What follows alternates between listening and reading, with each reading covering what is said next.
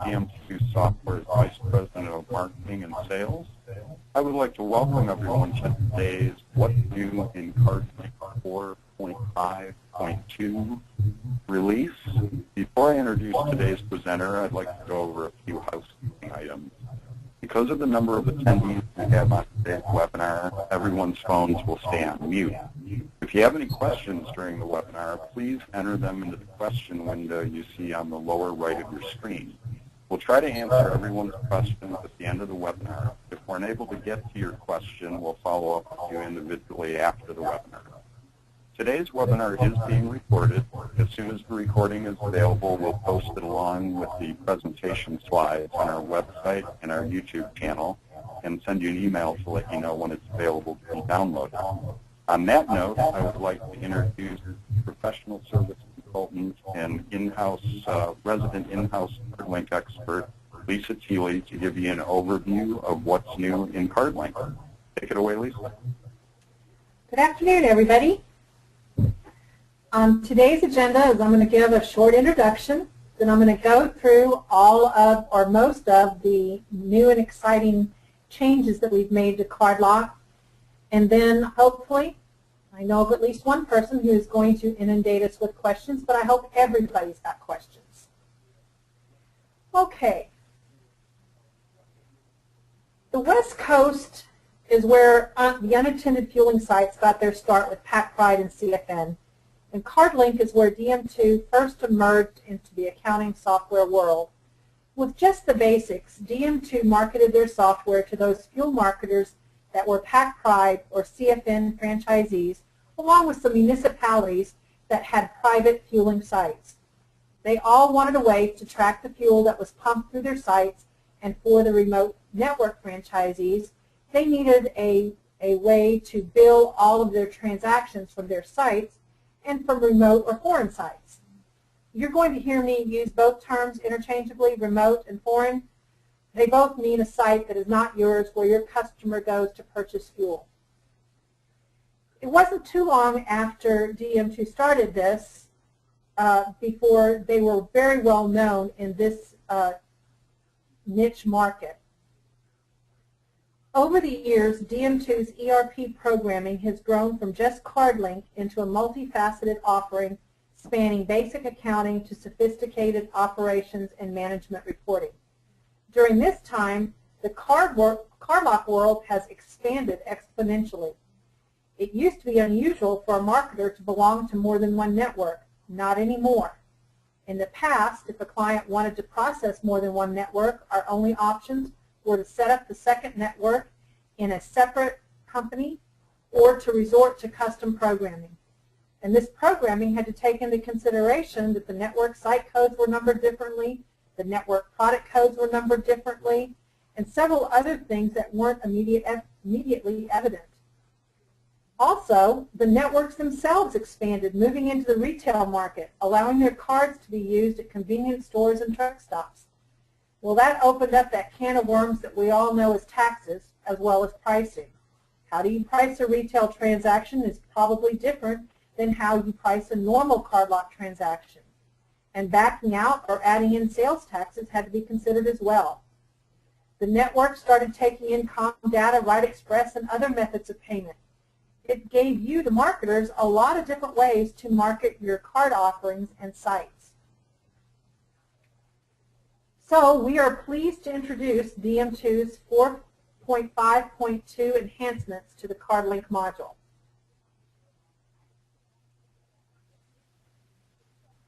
The major new 4.5 enhancement to CardLock deals with giving you the ability to handle your own private sites as well as the PacPride, CFN, and Voyager networks all in one company. And if another network should happen to pop up, we will have the backbone there to add it in as well. But we didn't stop there. Does one or more of your bulk plant locations share tanks with the CardLock site? That can be awkward to manage. Our shared tank enhancement will take care of that for you.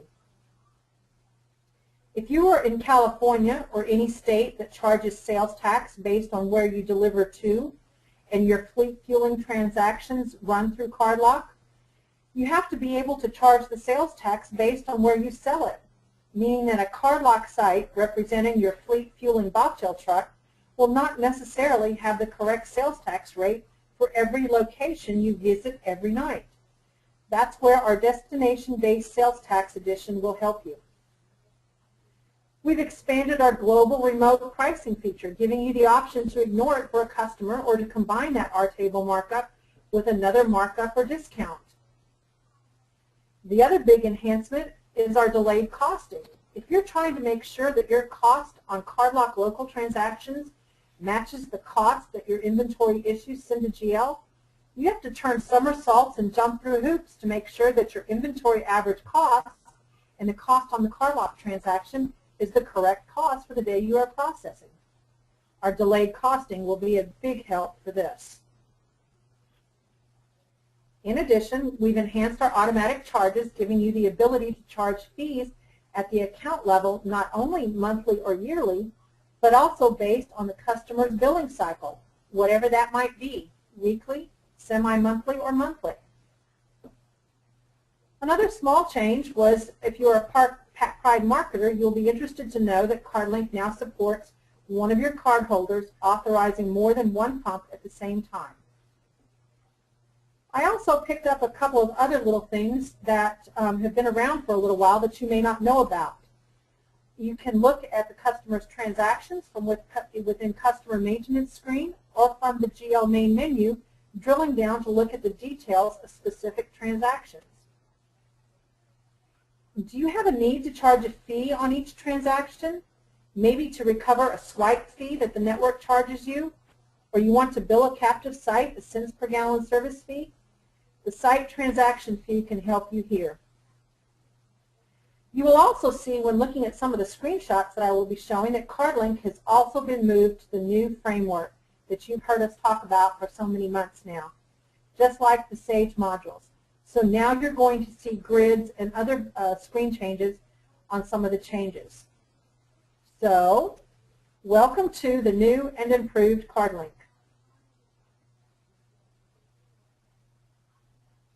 Multiple networks. As I said, we've added the ability to process multiple networks within one company. This could include your non-CFN or non-PacPride sites, along with the 2 networks and Voyager as well. We determine what networks you have in the CardLock options screen. It's been rearranged somewhat in order to accommodate the settings for the multiple networks. On the number 2 additional tab, you will be able to choose which networks you require.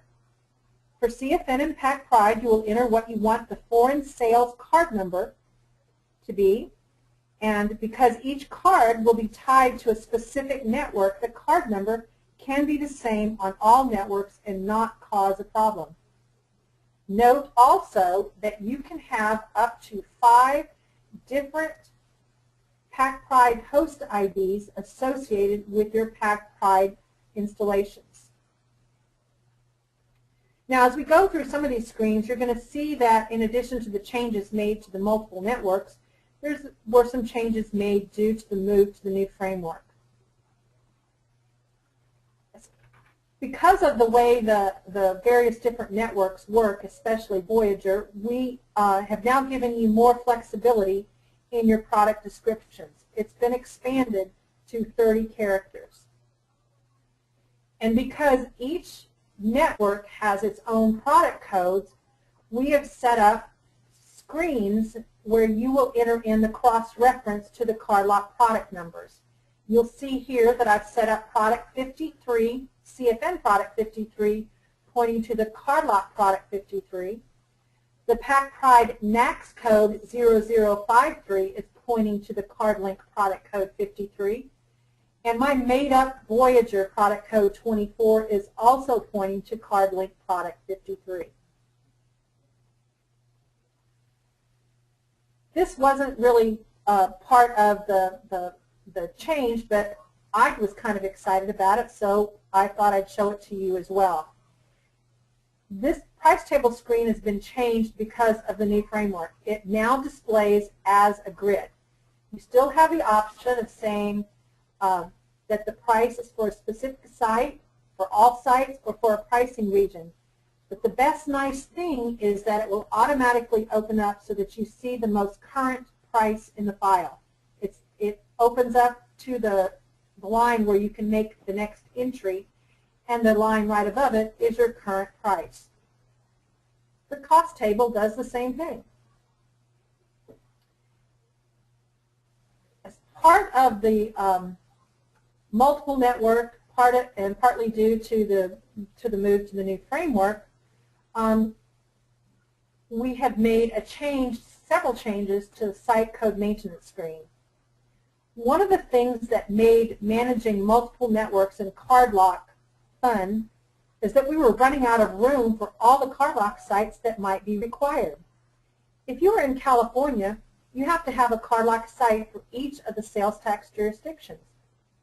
And you have to have a set of sites for retail locations as well as normal PacPride or normal CFN sites because of the way that sales taxes are or are not included in the network costs. You could be talking about upwards of 350 sites. Add Voyager into the mix with all of your local and with along your local and foreign sales sites. Well, you can see that trying to keep the various different sites in a specific range is going to be difficult. We'd like to set up all of the local sites in a range. We would like to set up all of the California normal sites in a range, all of California retail sites in a range, and then all of our foreign Voyager sites would be in a range, and our foreign sales sites. That was getting kind of hard to do when we were limited to 999 sites. But we've expanded the site code to 4 digits. Now you have 9,999 possible site numbers. And with the enhancement I'm going to be talking about next, you can make your foreign sales sites be anything that you want them to be. So we've got plenty of room to expand, plenty of room to group our sites like we want without having to worry about leaving enough room for our foreign sales sites that are numbered in the 900 range. As we go along with the site code maintenance, you will see that each site needs to be identified if it is a local site, a remote or foreign purchase site, or a foreign sales site. If it's a local site, you need to identify which site number will be its related foreign sales site. You're no longer required to use the 900 numbers. It can be any site number that you want. There has also been a field name change. The field labeled local site now says computer price transactions. Here's a sample of a remote site or a foreign site. Notice that the computer price transactions checkbox is unchecked because that is still the checkbox that tells the system that it is a local type site that needs to be priced from data on the computer, not data from within the transaction itself. And here is an example of a foreign sales site. Notice that it references the local site it was originally associated with when we set up the local site. While it's probably not going to happen often, the possibility does exist that a card number could be duplicated between some of your networks. Before this release, the system would not let you enter a duplicate card number.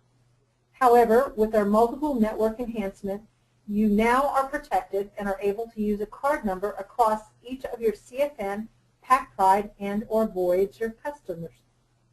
We can do this because we tell the system which network the card belongs to. Up there in the top right-hand corner of the screen is where we tell the system whether it is a standard card, PacPride, CFN, or Voyager card. And a customer can have cards from each of the networks. The card screens each are specific to the network. This is our standard card for non-network locations. our PacPride card, our CFN card screen, and our Voyager card screen. So with all of these pieces to the multiple network feature, you will be able to market and manage your sites, products, and transactions from several different networks, all within one company. In addition, one new feature is shared tanks. The purpose of this enhancement is to account for CardLink sites that share the same storage tanks, such as a bulk plant or convenience store. We want to use the CardLink site cost of goods account automatically, eliminating the need for warehouse transfers and the interruptions to your processing cycle. Right now, if you have this situation, you're probably having to determine how many gallons were sold through the CardLink site before you process your transactions. Then you have to transfer those gallons from your retail or bulk plant warehouse so that you have the product in your CardLink warehouse at the correct cost that came from the other warehouse. Then, when the issues are processed, the system picks up the CardLink site's cost of goods GL account. Well, with this feature, you don't have to worry about that anymore. We've given you the ability to easily account for the cost of goods and inventory when a CardLink system draws from the same tanks that are also used for a retail location or a bulk plant location. So it totally eliminates those somersaults and hoops that you're turning and going through to get the correct cost of goods and the correct GL account. There is a new field on the site product maintenance screen called Shared Tank Account. This field will contain the cost of goods GL account specific to this site, this product. With an entry in this field, the system, when it creates the inventory issues, will still look at the inventory items product line to determine what inventory GL account to use using the warehouse substitution. So in this example here, it's going to use this inventory GL account with this segment substitution. But instead of using this cost of goods GL account here, it's going to use the cost of goods GL account from here. So you can totally forget about doing all the transferring. The other big new feature in the 4.5.2 CardLink release is destination-based sales taxes. If you have truck automation and are wet hosing or fleet fueling, did you know that you can run these transactions through CardLink? This allows you to accumulate several days' worth of transactions before actually invoicing the customer. And the invoice, just like the CardLink invoice normally does, will detail the transactions. If you send them through the sales order module, you end up with an invoice for every day that you deliver, and that summarizes the transactions, unless you've gotten custom programming to do otherwise. When you use CardLink for these types of transactions, your delivery truck is set up as a CardLink site with all of the products that it can deliver along with all of the applicable taxes. And this works great unless you live in California or somewhere else where every county and a lot of cities have a different sales tax rate, and you have to charge based on where you deliver to. So if you're in a state like that, you needed to run those transactions through sales order so that the proper sales tax could be charged. You couldn't use CardLink because your site, the truck, could only have one sales tax rate. But now with our destination-based sales tax edition, you can run the transactions through CardLink and deliver an invoice to your customer that shows transaction by transaction, day by day, what you have dropped into their night fueling vehicles. You activate the option by turning it on in the CardLink options screen on the main tab. Then each vehicle that is being fueled is set up as a driver card. And so it is the driver card where you tell the system what sales tax schedule to use when calculating the sales tax. This destination-based sales tax screen allows you to enter in a name and an address as well as the standard tax schedule from Library Master. You might have customers that need to be charged a prepaid sales tax rather than a regular sales tax. If that's the case, you will need to set up a sales tax schedule called prepaid and then assign that to the driver card. With these setups, when it calculates a normal sales tax, such as this, it will look at the inventory item and its tax class, and then it will go to the tax schedule set up on the card here to determine what tax codes to use in calculating the tax. When it's a prepaid tax, it's going to go to the CardLink site for the truck and pick up the prepaid tax there. In both cases, the current transaction file, or the history transaction file as well, will contain the tax schedule used for the calculation as well as the calculated tax amount.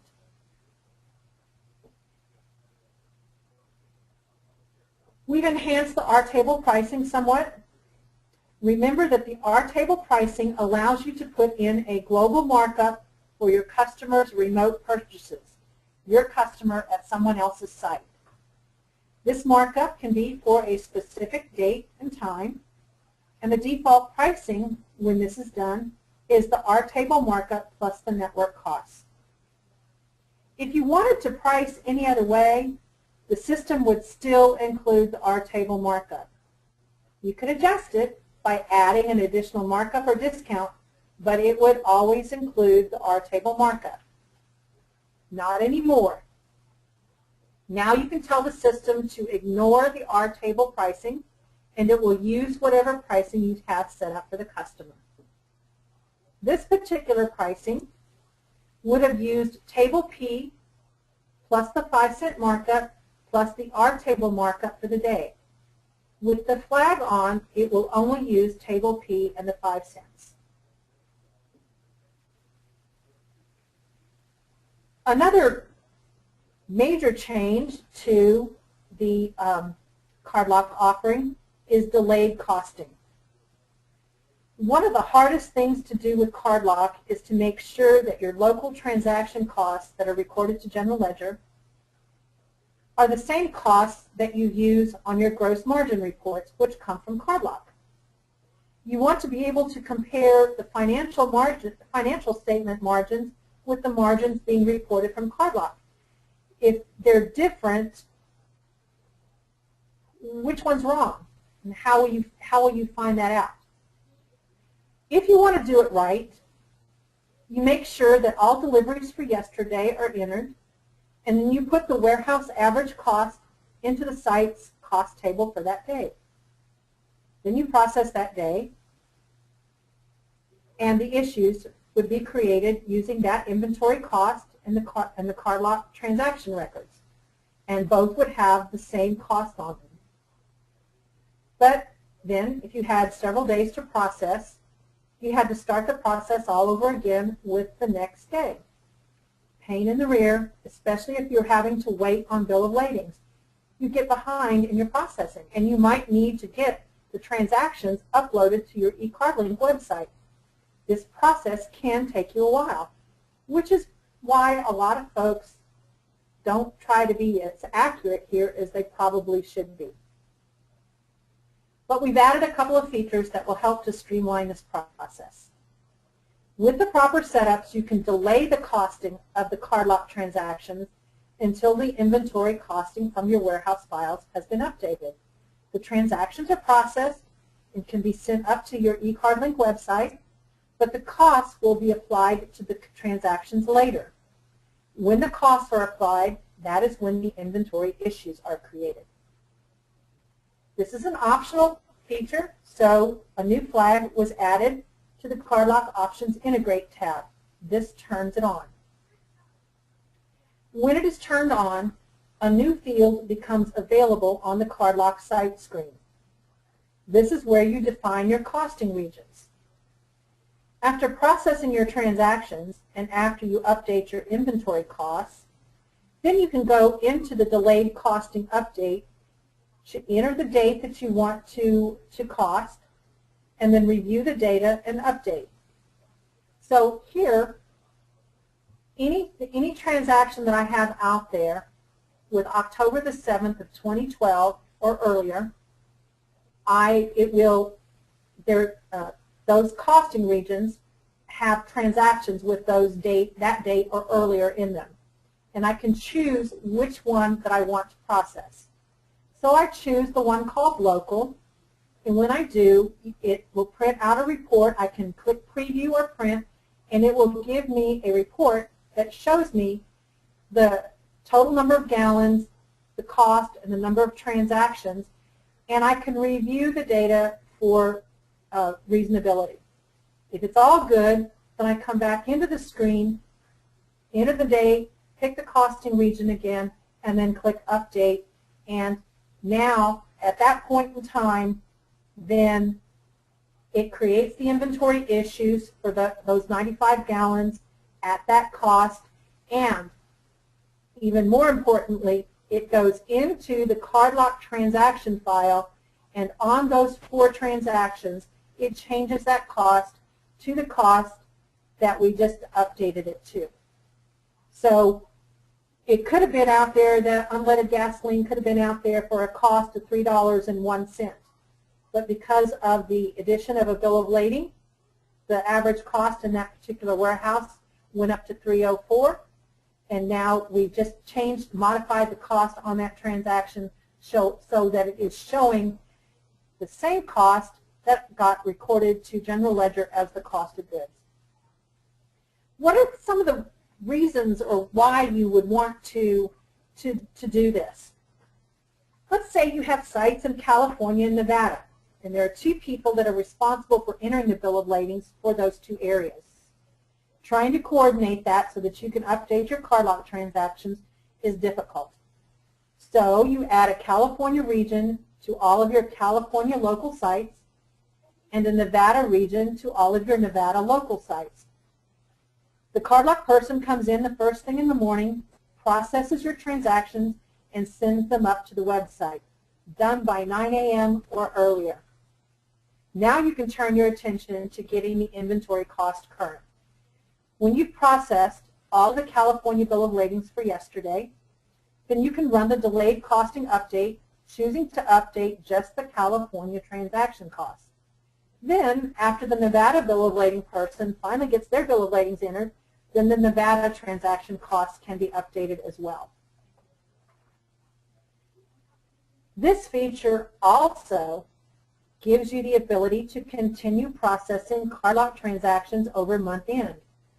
You couldn't before because the issues would have been created with the old month's costs. You weren't entering in your bill of ladings for the new month yet.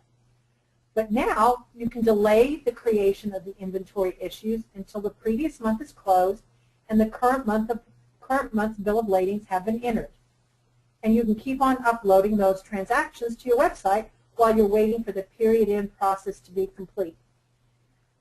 In my mind, that's probably as good or better than just making sure that my daily costs are good. This can be huge at the end of the month, trying to get those transactions up to your website where your customers can see them. Automatic charges. We've had the ability to charge a fee on a monthly or a yearly basis for some time. But there was a need to be able to do reoccurring charges on a billing cycle basis, as possibly maybe even a one-time basis. These fees can be a flat fee or fees that are triggered when a customer falls below a minimum gallon limit that you've contracted him for. Multiple fees can be added to each customer's invoices. Things like a government compliance fee, invoice processing, mailing, or non-EFT fees.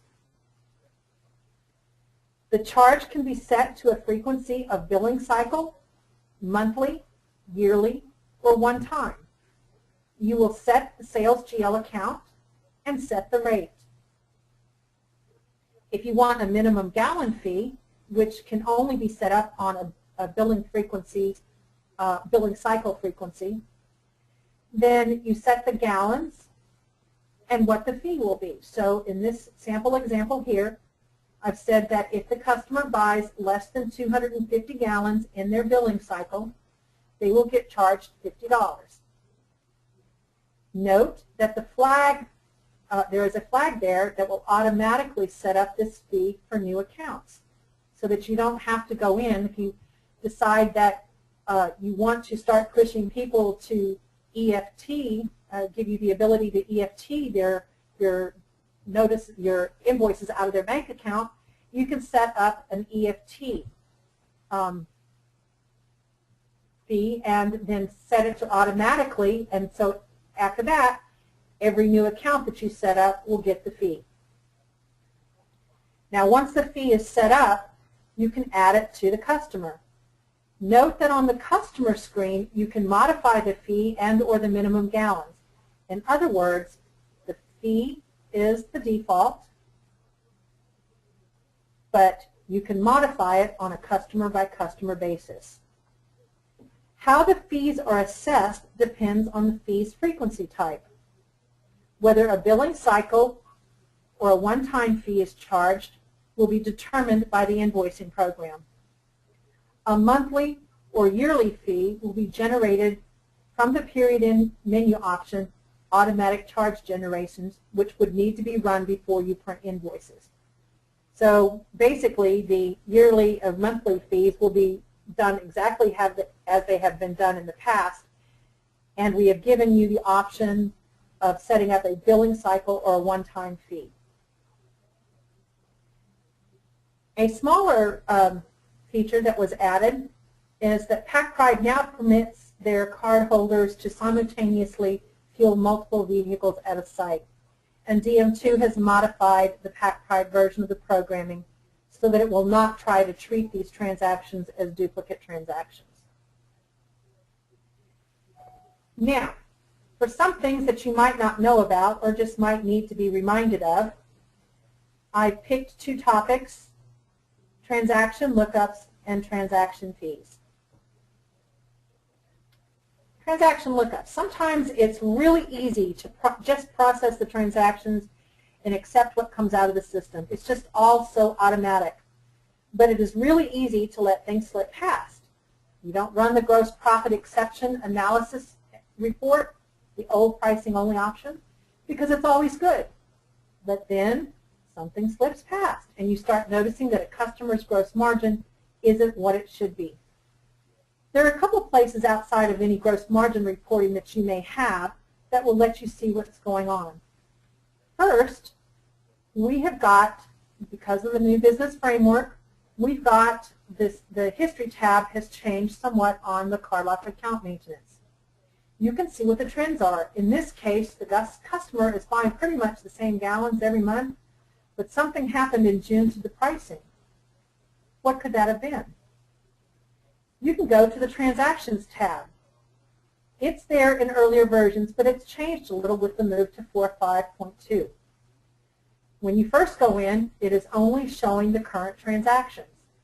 But when you click on the binoculars that are there on the right-hand side, you can tell it to include the historical transactions and filter for specific driver cards, transaction dates, sites, or products.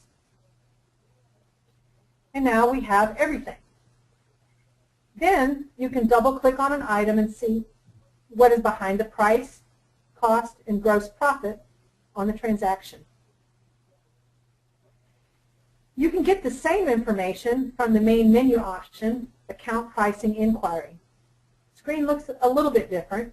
You choose your customer, the site, the product, dates, and whether or not you want the historical transactions. And you end up with the same information that you got from the account transaction screen. And you can drill down here as well. Transaction fees.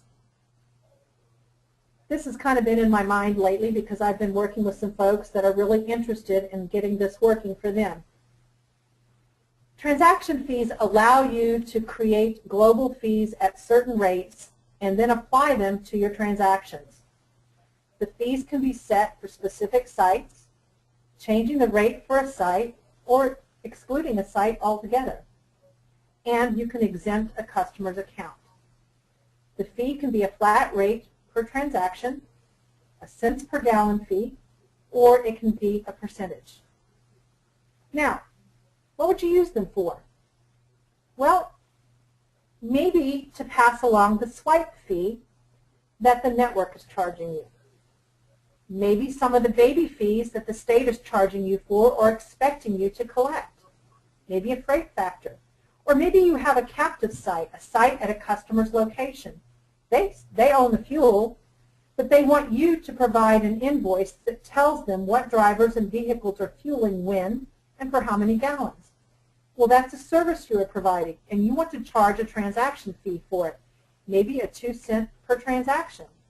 Well, this will do it. The fees are added to the price of the product.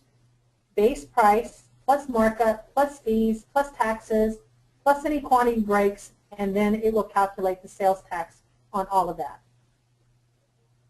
So here you see our swipe fee. We've set it up as a flat rate. It's going to charge 2 cents for every transaction. Of course, a cents per gallon would add 2 cents times the number of gallons. I've got the ignore year checkbox checked, and that's basically saying we want it to go from January 1st through December the 12th for some odd reason, giving folks a rest during the Christmas season. Or you can set it up for just a specific date range as well. Once the fees are set up, then you assign them to the products at your sites. So here we're saying that at site number 1, when a customer buys product 53, we're going to charge a swipe fee. Notice that the rate, the swipe fee itself was set up with a 2 cent rate, but here in the site product screen, I can go in and change it. So the rate can be set to one rate at one site and another rate at another site. When you set up the fee is automatically added to all customers with a no in the fee exemption field. If you do not want a customer to be charged the fee, you can go in and exempt them from the fee. Then when the invoice is run, the fees that they are allowed to be charged will be charged and will be included in the price on the invoice. It does not list them out separately. This concludes my talk over all of the different new features that we've got. Please note that this presentation is not meant as a training aid. Contact Professional Services for complete setup and processing instructions. There's more to it, most of these, than what you saw today. So be sure to check to make sure that if you want to activate something, that everything will be set up properly before you start processing. So, back to you, Tom. All right, thank you, Lisa. I know several people mentioned that there's an echo on the line when I talk. I apologize for that. Lisa and I tried to get rid of that before we started here, so bear with me here. I just want to take this opportunity to promote next month's webinar. We'd like to invite you to attend our Business Insights Explorer webinar on Thursday, November 14th. It'll be at 11:30 Pacific Time, 1:30 Central Time. And Business Insights Explorer is a standard feature that became available in 4.3 and all the later releases. It's a powerful sorting, grouping, filtering, and charting tool that you can use to do ad hoc inquiries and drill downs and drill around analysis of all your data in your system. So we want to invite you to attend that. I'll be sending out an invitation right after this webinar is over. So now why don't we move on to the Q&A session, and hopefully the echo isn't too bad here. I can hear it pretty good on my end. But the first question is from Sean over at Interstate. He is asking, in what version did transaction fees become stock program? I think, I don't know, let me pop out and let me look. All right, we can, if you've got that handy there.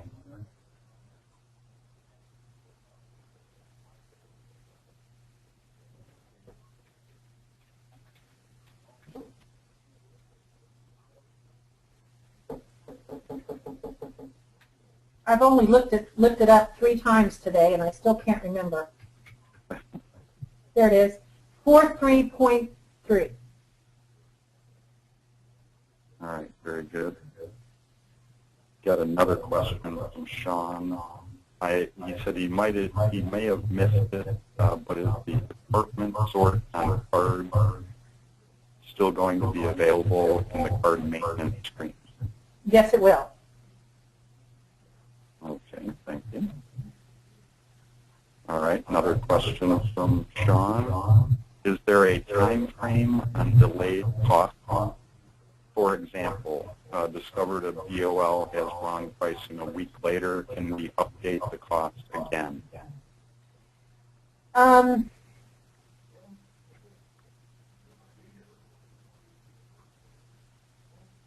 Yes and no. If you knew about it before you had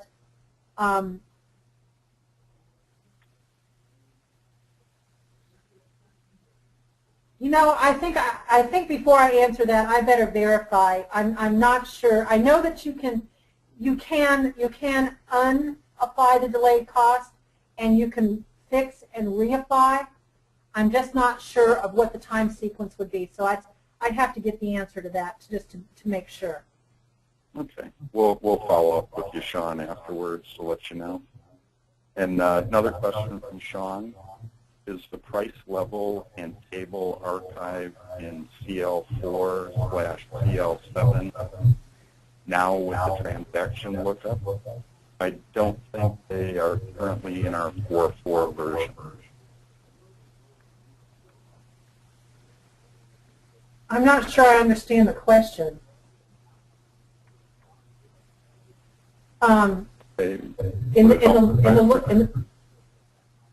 In the lookup screen? Is that what? Yes. Let's see. Let's go back up there.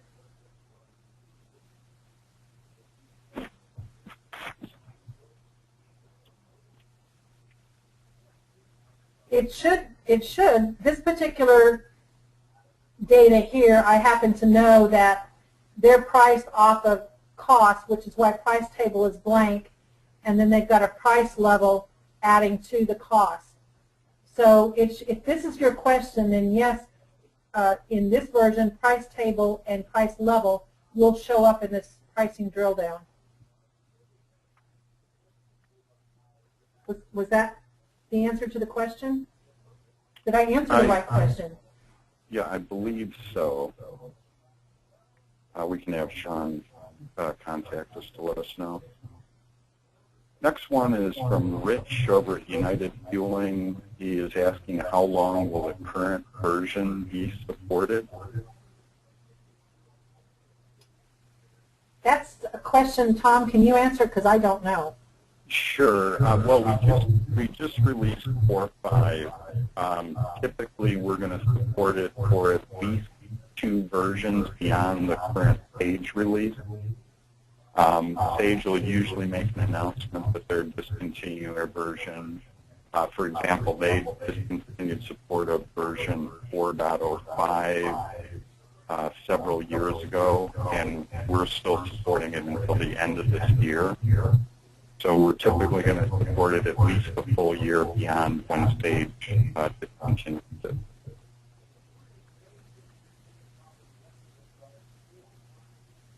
Okay, and then Helen, one of our consultants, Helen Taylor, just chimed in. She's saying only if you have not updated the inventory transaction. I believe that's related to one of Sean's previous questions. And then Sean did confirm it is in the transaction lookup screen that he was referring to.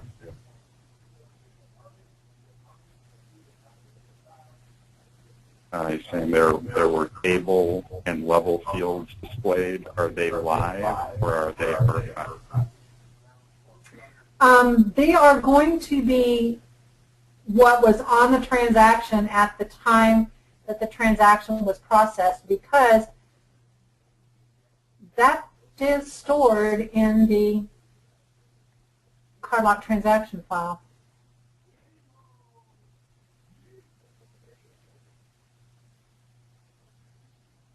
Okay, and then Sean also typed in, what if we changed it from A to B? But A was what was used on this, and A is what was the transaction was processed with. If this was a billed transaction now, remember the pricing lookup, you can look at current transactions that have not been billed, and you can look at historical transactions as well. So if it's a historical transaction, it's going to keep what it was actually, or it should anyway, keep the price level that it was actually processed with. That field is stored in CL7 and CL4. Okay. Next question from Sean again. Concurrent Pacific Pride transaction. Can we turn the feature on and off inside of DM2 now instead of having to go into the controller?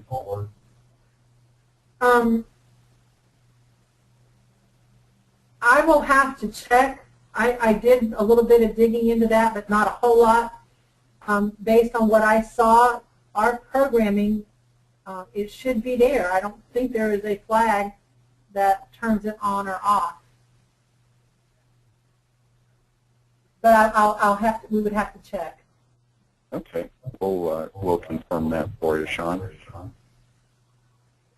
And then one last comment from Sean is he said you gave an awesome answer on the table/level question. Thank you. Appreciate the feedback, Sean. All right, that's all the questions. We have one other comment from Sean. He's thanking us, and he wanted to know if you had a great birthday yesterday, Lisa. Yes, I did. I got mom napped by my son and taken over to our little place in China. Oh, fantastic. Fantastic. All right, that's the last of the questions and comments that we received. So I just wanted to thank Lisa for doing an outstanding job, and I want to remind everybody that today's webinar has been recorded. Once the recording is available, we will post it along with a copy of today's presentation on our website, and then send you an email to let you know when they're available to be downloaded. If you think of any questions after the webinar or would like to find out more about today's topic, please feel free to email us at sales@dm2.com. Once again, I would like to thank Lisa, and I want to thank everyone for attending today's What's New in CardLink 5.4.2 release webinar. Thank you very much, and again, I apologize for the audio problem on my end. Hopefully that wasn't the case with Lisa's presentation. Thank you.